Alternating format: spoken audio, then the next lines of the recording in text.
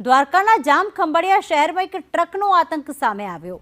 Truck Ramnath bridge પરથી પસાર થતા નુકસાન થયું છે। રામનાથ સોસાયટીમાં વૃક્ષો છે અને વીજ લાઈનો તૂટી ગઈ છે। વીજ લાઈન તૂટતા વીજળી ગુલ થતા લોકો અહીંયા પરેશાન થઈ રહ્યા છે। ભારે ટ્રક પસાર થયો હોવાનો સ્થાનિકોનો આક્ષેપ છે।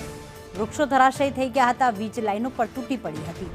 સોસાયટીમાં વૃક્ષો અને વીજ લાઈન તૂટતા હાલમાં જે વીજળી છે તે ગુલ થઈ ગઈ છે। લોકો પરેશાન થઈ રહ્યા છે।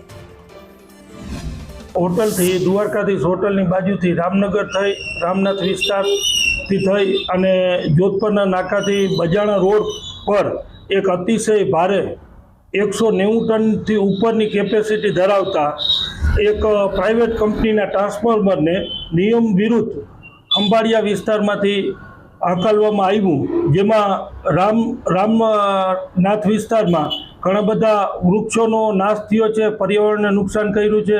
અને આ વ્હીકલ બજાણા રોડ ઉપર નીકળ્યું એટલે 300 થી 400 નાગરિકોના જે સર્વિસ કેબલો હતા પીજીવીસીએલના એ પણ નાશ પામ્યા છે, નુકસાન પહોંચ્યું છે। થાંભલાઓને નુકસાન પહોંચ્યું, પીજીવીસીએલની જે લાઈનો હતી એને નુકસાન પહોંચ્યું। તેમ છતાં પણ આ તંત્રએ કાંઈક મિલીભગત કરી અને મોટું વ્હીકલને અહીંથી પ્રસાર કર્યું છે।